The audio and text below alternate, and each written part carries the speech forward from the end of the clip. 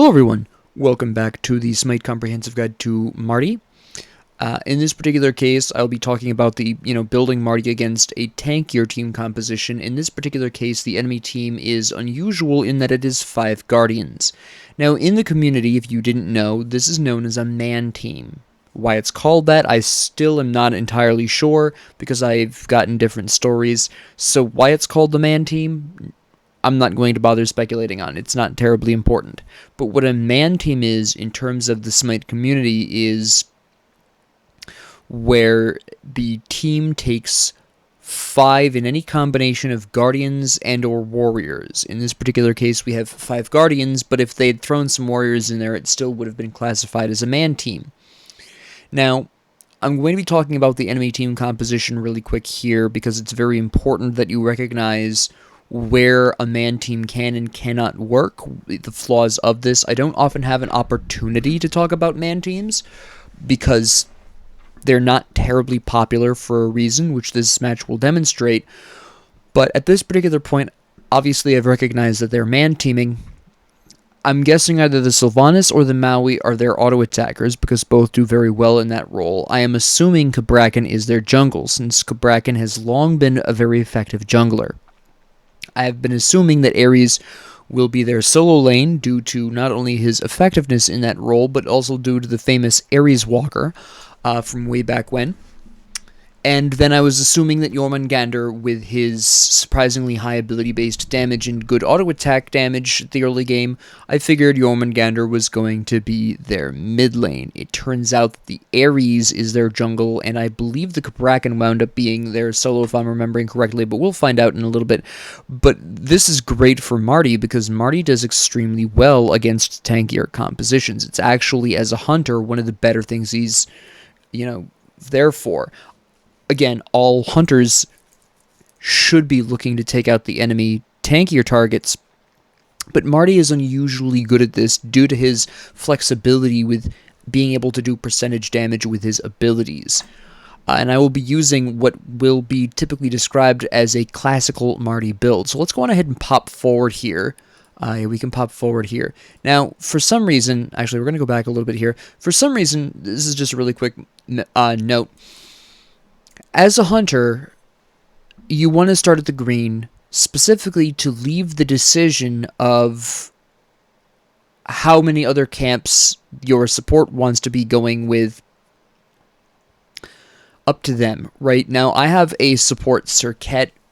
She's not as effective in the role as she used to be. Itemization hasn't gone as well for her. The change to her ult has nerfed her a little bit in terms of her ability to inflict damage while supporting, but she still does have some potential there. And she does make the correct choice here with the experience camp. I want to talk about this because I know there's a lot of people, there's still a lot of confusion with starts. So it's worth taking a brief moment to talk about this. She's choosing the experience camp very specifically because she is starting from a lower baseline protections and a lower baseline max health.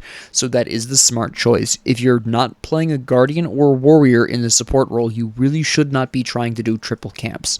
So with that being said, let's waltz in. We're going to have, of course, a little problem here. There we go. So you'll notice I, of course, grabbed the Bluestone. I'm going to be going for the Transcendence. I am looking for that ability damage. I am going to be running a predominantly ability-based Marty. Crits aren't really going to do me a lot of good here because crits are better against squishier comps. So I knew, obviously, at the loading screen, I know right away that there was no way I was going to be able to get away with a crit build. So I'm going for that ability build. So I'm going to be running Transcendence. I'm going to be looking for Soul Eater, right, as my third item, and I'm going to be looking for that strong ability damage. So we're going to go on ahead and clear pretty well. Serket does have the advantage in the early game of being able to clear decently well. They still beat us here, and this is where I'm surprised to see the Maui and the Sylvanas. Now, I am assuming that the Sylvanas is the ADC on their team. I am correct on this. I am surprised to see Maui here, though, for this role, right? For the support role. I would have expected, well, I suppose I shouldn't have been too surprised, but you can see where there's a lot of damage. Actually, let's go back really quick and look at that again, because you can see how aggressive the Sylvanas goes, which he really shouldn't be. He's not going to hit as hard regardless of how he's built, right? He's got very specifically, I believe he's got Mannequin Scepter, so he roots me. Yeah, you can see the bonus damage from Mannequin Scepter, so he Mannequin Scepters me. Serket absolutely slaps him down massively, and he has to leave, right? He got way aggressive there. He didn't hit me as hard as I think he was expecting to. Again, he is a support. He's a Guardian playing the ADC role. And he built Mannequin Scepter if he really wanted to dedicate himself to the auto attack. And this is where I'm confirming that he has Mannequin Scepter. And also, something else I'm checking actually really quick here. Let me really quickly pause this because this is where I get a majority of my decision-making information. I see right away that Jormungandr has this, right? And I'm going to be checking right afterwards where he's positioned. Of course, Maui's the support. Of course, Sylvanas is the ADC. He does have Mannequin Scepter, which confirmed what I thought. We have Ares here with the Vampiric Cloak, and actually Cabrakan built the same way, except Ares has Blink. This Blink is the only indication I have that Ares is their jungler. So I know at this point Ares is their jungler. Alright, absolutely confirmed. Cabrakan, if he was the jungle, he would have had this. Right, Jormungandr has the teleport, he's in the solo lane, which surprises me once more. Right, this is not exactly how I anticipated the enemy team building. Choosing their roles, but this is what tells me. The Blink, Ares is jungle. The teleport, Jormungandr is solo. Alright. Now, what I don't know is, well, what I guess, but I confirm right here, is Cabrakan is mid, right? So, Ares gets that early kill on Awilish. Opwash gets the nice kill on Jormungandr, because Jormungandr isn't going to have as easy a time getting away from all of that damage from Opwash, so that's going to be a fairly advantageous matchup for Opwash, actually. Okay, because Opwash hits harder, and Jormungandr has no escape. So we do a lot of damage right here to Sylvanas, and I nail that. And again, he's got no escape. He doesn't hit very hard, so I can aggress on him. The Ares, even though he's jungle, and he's doing some decent damage here, you can see where overall his damage isn't that high. Serket does a great job of getting him off of me. She also does a great job. Actually, I really want to shout out this Serket here, because this is really great gameplay. So when we kill the Sylvanas, I get jumped by the Ares, and you can see the Serket is trying to keep the Ares busy, trying to keep the minions off of me, what minions are there, right? And then she uses her poison on the Ares just to ensure that I'm fine. She does a great job of that, right? I can see Ares going for me again, so Serket interrupts, right? He backs off.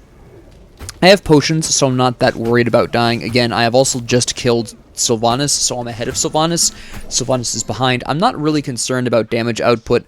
Again, they are a man team, so while their early game damage is going to be respectable, in the mid and long term, it's going to fall off, right?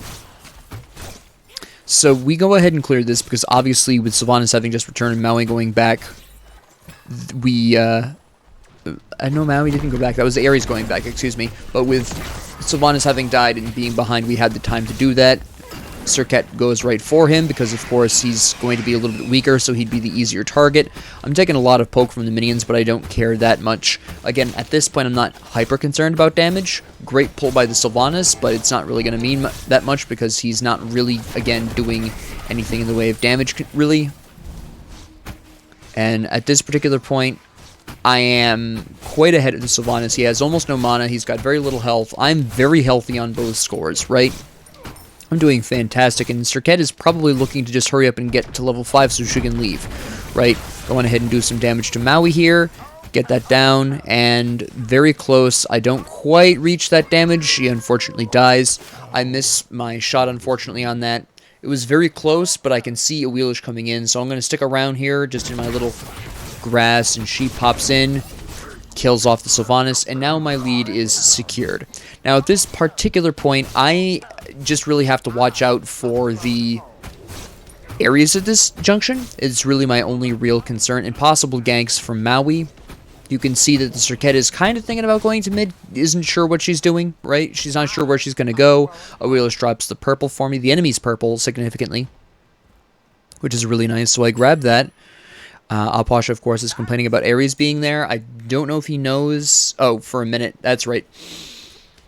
So Serket is going to drop the purple here. I think she's just, once again, trying to get to level 5 at this particular point in time. Maui is back, which I'm sure she also wanted to know, right? As a support, she would want to know where Maui is. She pings that to let me know, but I was already on my way. I go the wrong way, though. I, for some bizarre reason, thought she'd brought it this way. She did not. She brought it the other way. So I take a really long trip. Serket dives them. I'm not sure why she dove them unless she got pulled in.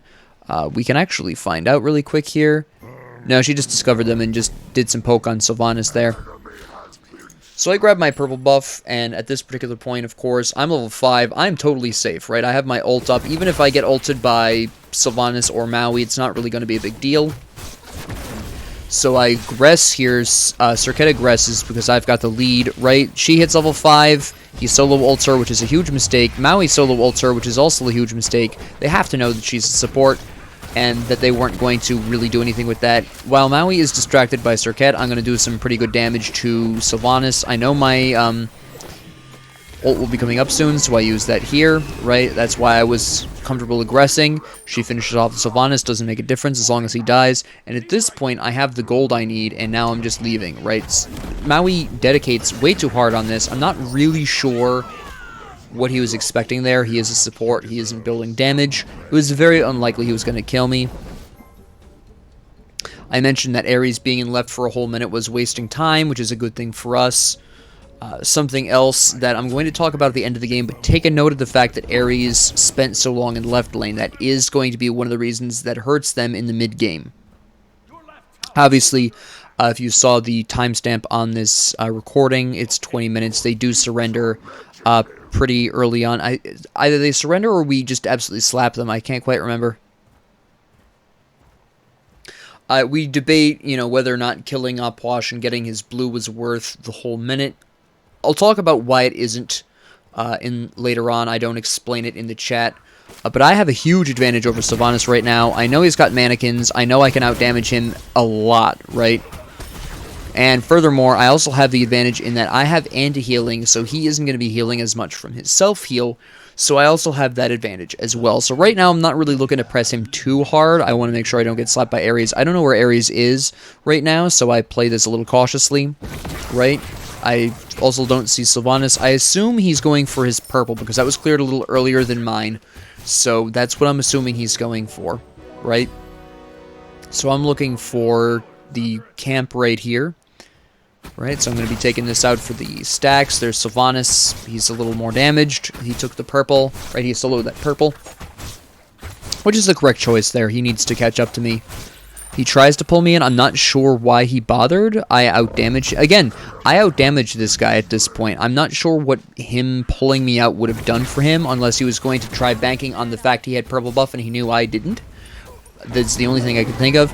So I decided to do some damage here. I know I'm not going to kill him, right? I'm just looking for some damage, force him back, get some damage on the Order Bastion. What I'm really doing here, the whole point of that, was so I could push him up and be able to get my purple, right? I do this much damage to him, he backs up, and now I know once I clear this wave, I will have plenty of time to get my purple and not miss a minion. And in fact, he'll probably miss my wave as a direct result of that. I even use my spike there so that way I can clear it a little faster. So now I'm going to run off and do my purple buff here. That was the whole point. You can see my wave going under tower. He's losing that golden experience, which is exactly what I want. I'm trying to maintain my advantage here, right?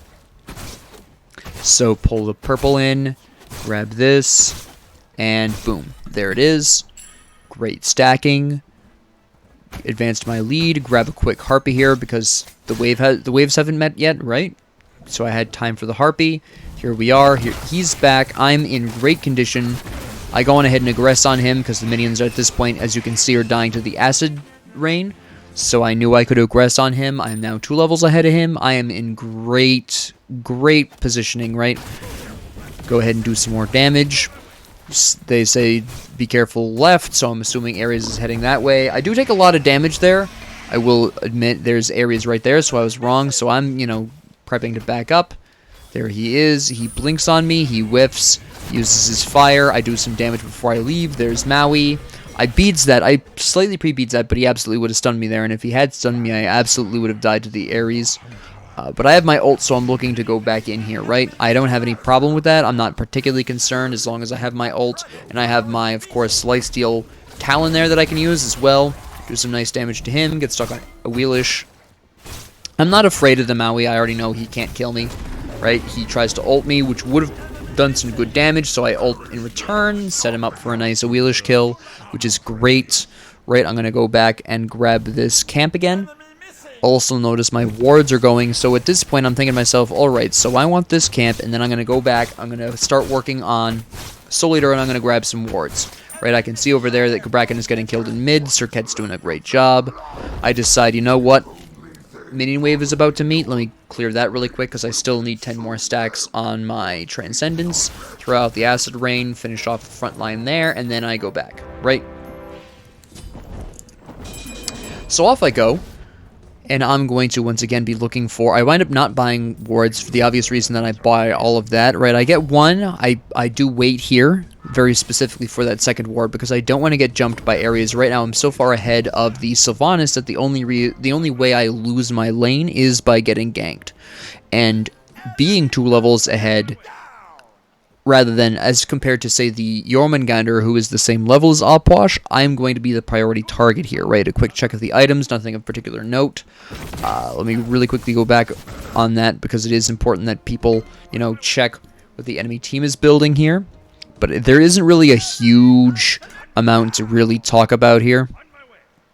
They're pretty much building as I would expect them to for a man team, right? Jormungandr has, of course, the tablet, so he can do damage and then build tanky the rest of the way. Maui's got standard tank build. Sylvanas, of course, is Nimble Bancroft's Talon for the attack speed, which is fine. Ares has Pythags, which you would expect to see on Ares, gives him a huge power spike, good amount of cooldowns, good health, good lifesteal. Cabrakan has Bancrofts because he's mid lane. He didn't evolve that because he's probably going to be looking for... This actually, the fact that he didn't evolve this is the strongest indication to me that he's looking to get Rod of Tahuti later on, which is interesting, but that's something we can talk about later. I am not sure what that book is at this particular point in time, right? I don't know if it's a tablet, if it's going to be a Soul Reaver. My guess at this time is the tablet. I think I'm correct on that. But yeah, I'm aggressing onto the Sylvanas. He knows I can beat him out very much, right? I have an advantage in terms of kit. I have an advantage in terms of build. I have an advantage in terms of base stats. Okay? Whack the Bastion. He's going to try to pull me. I know this. He misses. I was prepared to use my ult if I needed to. I wound up not needing to, but I was prepared for it. Alright? Very specifically. But... just clear out the Bastion. I'm going to go on ahead and pre-clear his wave just using my regular auto attacks and my ability, right? I'm hoping to kill him another time here, is what I'm hoping for, right? So I'm going to aggress on this, and I'm just going to go absolutely ham. He pulls me in, he uses his ult, and I ult in exchange so I don't get killed by his tower, and then he dies. And I'm willing to tank these shots. I'm surprised I didn't die. I was fully expecting to die for that, but it would have absolutely been worth it to take the tower and slap him down. Right, I see the Cabrakan there. I kind of assume he's going for the Oracles, so I'm not concerned. A bit of a risky decision on my part to stay here and take this. Ixchel actually calls missing on this. But, yeah, I was correct. There you can see him going back through the ward. Right, I'm going to go ahead and clear my jungle here at this point. Partially for the healing, but mostly for the stacks on the Soul Eater. At this particular point in time, I want to gank mid. I know Sylvanas just died, so he's going to be, you know, going back to right lane to clear the wave. I don't have anything to do in right lane right now, because I don't want to push up too aggressively on that, right? Lay down some wards. I'm looking for stuff to steal. I'm looking for something to do, because right now, there's not really a whole lot of opportunity in right. I'm going to go over there and I'm going to poke him, but I'm not really expecting anything to come out of this, right? I'm really ahead of him. It's just a matter of getting more Soul Eater stacks. He roots me there, which means he has wards down. It's not really a big deal. It doesn't really matter. Just grab some stacks and off I go. You know, what I really want to do is gank mid, right? I've taken my tower. I've taken Sylvanas' tower technically. So what I want to do is switch to mid lane and take that. Take that first tower in mid lane. Is very specifically what I'm looking to do. Unfortunately, I just don't have enough information. I say gank middle lane because Maui is there, but I don't see anyone else. I don't know where Ares is. I don't know where Cabrakan is. I don't know where Sylvanas is. There's Sylvanas, there's Cabrakan. I hear Ares, and there's Maui, right? So now I know where everyone is, so I'm much more comfortable trying for this, right? So I'm going to loop around here because now I know where everyone is, and now I want to take this with that information in mind. So there's Cabrakan. He doesn't have any kind of escape. Just lay down some damage there. Get pulled in a little bit there, going ahead and ult. I really shouldn't have ulted there in retrospect. I probably should just let that one be, right? I get ulted by Ares, just feeds and leave, right? Maui walks into my acid there. Ixchel does a great job picking that up, and I'm just trying to press. My poison unfortunately makes me take that tower shot. I'm leaving. Now, I'm leaving because at this particular point, I've been out of my lane too long, and I can see Sylvanas trying to press up my tower, right? I'm going to take these Harpies, obviously, because I can see he's just now meeting the wave, and then I go off, right? I almost went for the Oracles, but I realized I wasn't going to have time for that. I see him not pushing up on the tower. I know it's just minions, so I go on ahead and clear this. I'm a little surprised to see him contest this. I'm very surprised that he contested this at all. I activate my Talon here. And I think he heard the sound cue and left, to be honest, because even enemies, I believe, can hear that. But he meets me around the other way. I'm warned to be careful because I think Ares is on his way, so I'm backing up. Right, I'm going to just do some... I really should be leaving, and that occurs to me then, because, right, I don't have my ult. So there's Ares, he dives, Sylvanas dives, he pulls me in, which was a huge mistake, because I was, you know, if he hadn't pulled me in there, he would have been able to back out of that, right? I'm not sure why he bothered pulling me in. But, you know, at this particular point, I'm like, alright, let's grab another wave, because I know Ares is dead, I know Sylvanas is dead. There's a possibility Maui could attack me, but he wouldn't be able to do enough damage to threaten me seriously anyways. In fact, there he is there, looking for the defense, as he should. And, you know, at the end of the day, that was a, you know, great boxing match. And off I go to mid lane for the same reason as before. I really want to take this. I've pushed the wave back up. We just killed Cabrakan in mid, so this is, you know, pretty much free at this particular point in time. And once again, I stay really long. I die this time, right? But that's fine because the tower killed me, so that was worth. I get my Crusher, which is great. We took the mid lane, which frees up Ixchel. Opwash took his left tower, right? I admit that I was hoping to survive that like last time.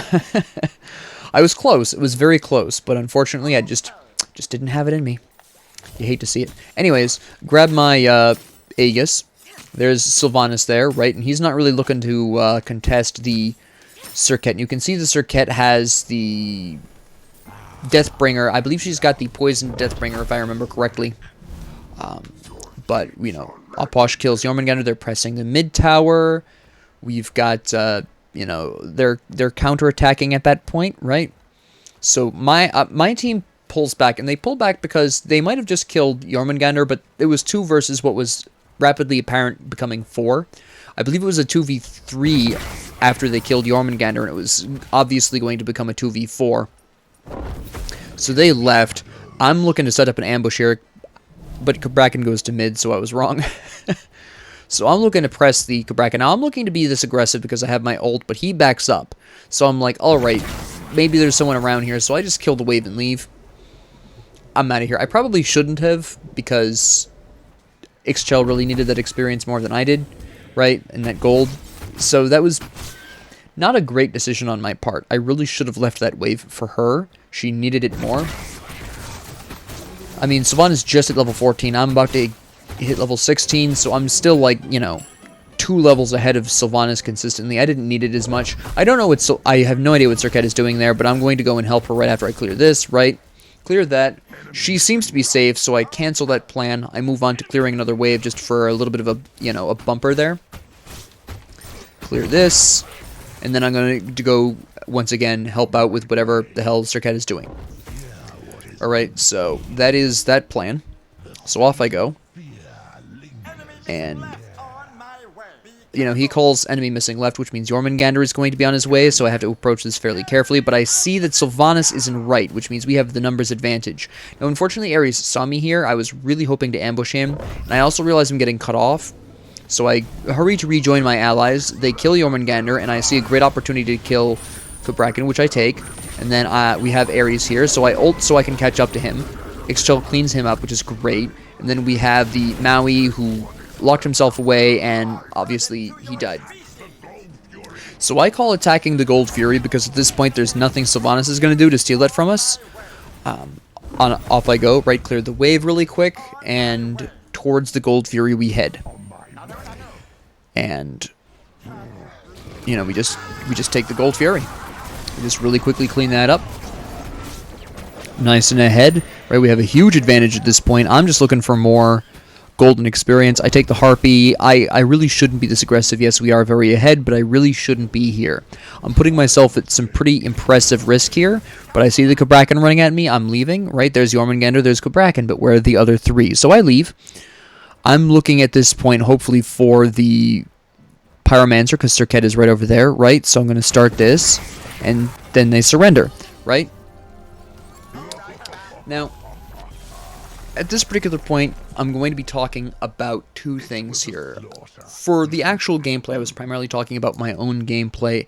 At this point, I am going to be talking about the disadvantages of the man team, as well as build decisions with Marty. I was talking about those to some extent beforehand already, but this is where I also want to talk about man teams. I will be doing a follow-up episode on Marty here, because this was a surrender, and I don't normally post surrenders, but it is a great opportunity to talk about the weaknesses of the modern man team.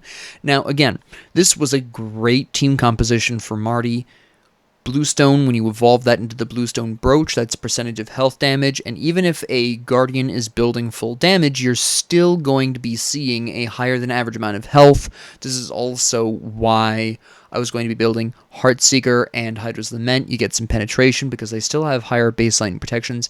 This was a dream team for Marty to be fighting against. It's part of the reason why I did so well. Now, the enemy team, besides obviously being a man team, made a lot of mistakes. You can actually see where I was incorrect about my initial supposition. She did have Deathbringer. She was likely going to go with the Poisoned Deathbringer, and the reason for that is because Poisoned Deathbringer does decrease the damage of the person you crit, so it is a fairly interesting item for physical supports to sometimes splash in. I'm still not sure how I feel about it. She built the Windblade because crit consistency and an increase in move speed to better stick to enemies. Very specifically, this item right here was likely going to wind up being based on their team comp. Remember, they have Sylvanas. This is probably going to be a Brawler's Beat Stick, but I'm not 100% sure on that. Anyways, the reason why she built 2 protection items and then was going full damage afterwards is, again, because of the man team. And this is something you can really primarily get away with so effectively against man teams. Again, they are hitting much softer after the mid lane point. So all Serket needed to do was build her protections up in the early game, which she did, when their flat damage is contributing more to their damage output. And then because most Guardians have pretty low scaling, from the mid to late game, they're really not going to be hitting as hard. Their damage doesn't scale as well into the late game. So Serket, from the mid game onwards, was able to get away with building more damage items. That's why that worked for her. That's why she did very well with such an odd build. Alright, so that's one weakness of man teams right there. Now, they do make a couple of mistakes given, with their builds very specifically. I already talked about who they chose for what role. Sylvanas being the ADC is by no means a bad idea, but Ares as a jungler is a bit of a problem. Now, score-wise, he did really well. Right, he has a lot of gold, he's 6'4" and 2, but the problem with Ares, and this is where I'm going to come back to that spending a minute in left lane, the problem with Ares is he just is not as fast as junglers are, especially a Wheelish who can jump onto Suku and ride around at a much higher movement speed than her competition, which means she's really leaving Ares in the dust. As a jungler, she's going to have a bit of an easier time. She has a jump, she's got Suku. Ares has neither of these, alright? So for those particular reasons, Ares, as well as he might have done score-wise, in terms of being where his team needed him to be, he was always going to be late. And when he spent an entire minute in left lane, as Oposh was complaining about, that was actually a great thing for us, because in that entire minute, all he did was kill Oposh and steal a blue buff. Meanwhile, Awelish was able to do not only whatever she wanted to, but do it faster, because again, she does have that inherent movement speed. Ares, I have seen Ares be played well in the jungle. That is very true. And I'm not saying that Ares is always bad in the jungle, but I suspect that this particular Ares, either doesn't know jungling very well or was experimenting with playing Ares in the jungle. Alright, one thing that really does help Ares in the early game, very specifically as a jungler, is going to be Charon's coin, which is relatively cheap. You can start building up movement speed, which you are going to need as a jungling Ares. Pythagorum's piece does offer him a lot of damage, but he built Doom Orb as his third item, which is an extremely expensive item, and you can see he was 2,500 gold behind Awelish. Now, part of this has to do with the fact that Awelish has 10 kills and was level 18, but she was able to accomplish that specifically because she was able to rotate and jungle so much faster than Ares. Ares really should have gone for Charon's coin as a third item, rather than the significantly more expensive Doom Orb. He was already going to be behind in gold right from the get-go because he doesn't move as fast. But Doom Orb really sealed that fate, okay?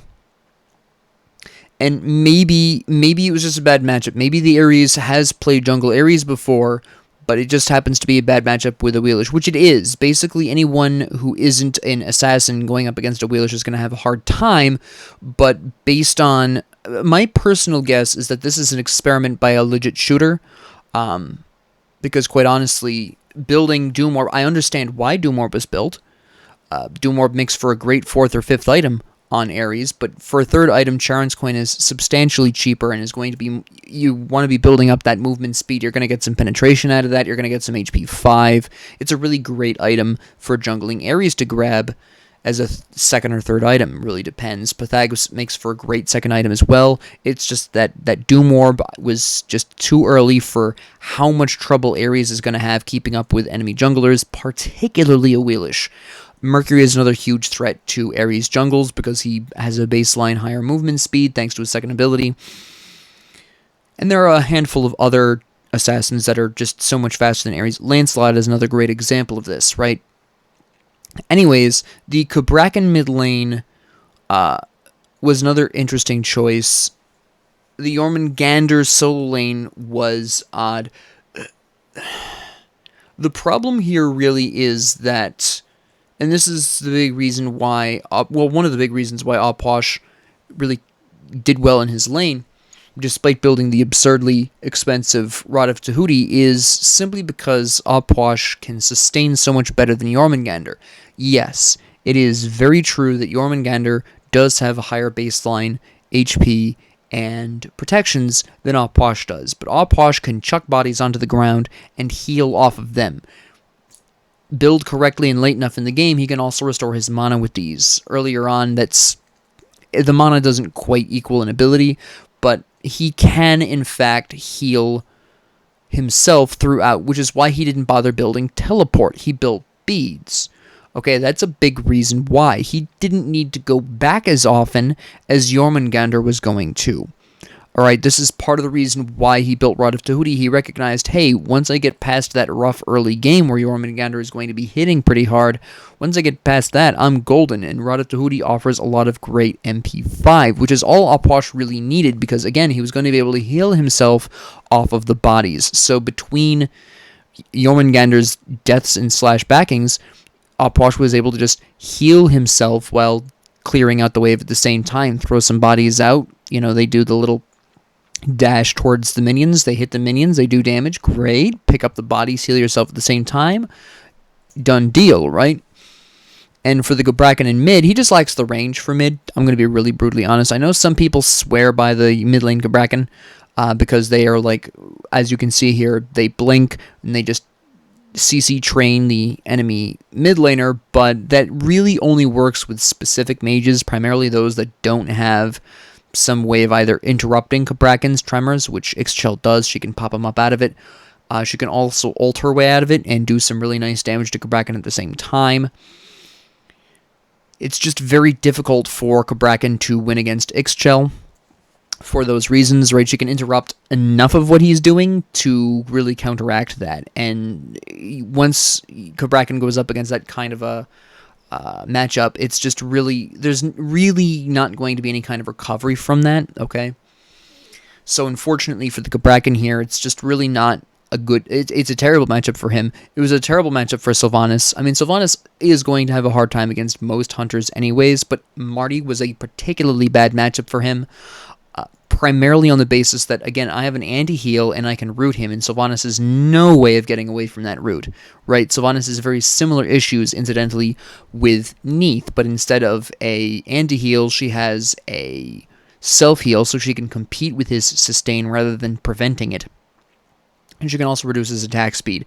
She's also a lot harder for him to pin down, because if he roots her, she can just backflip. At the very least, when you root Marty, I can't backflip or jump out of it. I have to use my ult.